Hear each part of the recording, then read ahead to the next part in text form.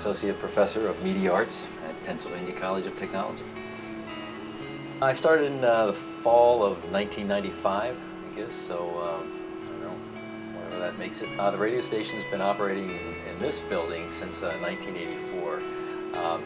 It was here on campus before that. I'm just not sure exactly how long prior to that. I think it's in the 70s.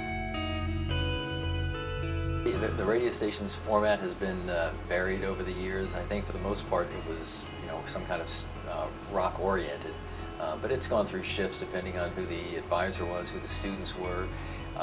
But when I came in '95, then in the January of 1996 is when we started to do weekend programming as well. It's been probably good 8-9 years that we've been doing the 24/7 broadcast. I'm not sure why the program is officially ended. I think it's a matter of cost. We had a decent number of majors, but the college has really has not supported it, at least not supported the radio station since I'd say about 2008. And there's been a variety of reasons speculated as to why that's happened. I guess the bottom line is cost. It's an expensive program. It has equipment, unlike English or philosophy where you don't have any of the equipment. And I think they looked at that and saw a chunk of the savings that they could make, and I think that was the reason. I think this is a reflection of the industry, of what's happening. No, I'm in as far as I know, it looks like what I'm doing, I started this year actually teaching some other courses, one in business, and then I'll be in the spring doing one in the communication literature department, which is where I really reside. The mass media was separate courses, but I was hired in that area as well. So as they phase the rest of the courses out, I'll be teaching more courses like comp and oral communication and courses like that.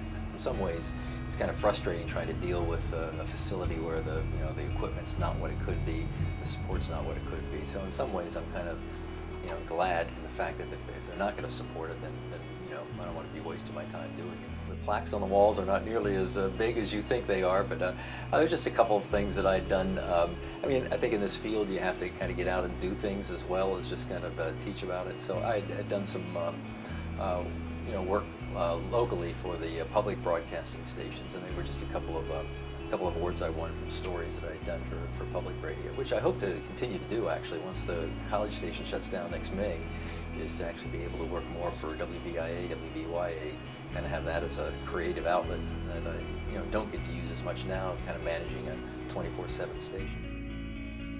And you're right, there's really nothing on campus that really is a vehicle for communication for the students, except what the college wants to put out. And I think you need an independent voice, which Penn College unfortunately doesn't have right now. I think that's a loss, kind of a loss of a connection to a community without some kind of student voice. I think our station here at Penn College does a nice job. It's a reflection of both the community when we do the weekend programming and the student programming, and I think we do a good job with getting new music in. We don't sound like the commercial stations. I think we have a unique sound, so I think that's going to be another voice that's gone come next May, which is, I think, again, unfortunate. The future of radio, I think, I still think it's fairly bright. I'm not one of those ones that wants to bury it quite yet, although I think that perception of it is part of the reason, for example, that the curriculum was ended here.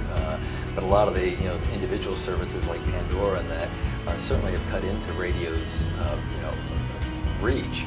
But I think it's still resilient enough that there's always going to be a need for it. I mean, people still get more of their new music from radio than any other source. And yeah, that's going to edge over the years. That's going to go down a little bit, but I think you're never going to see it completely go away. So I think as long as radio does things that are unique for that community that it's in, whether it's a college campus or a small town, that it's going to be alive.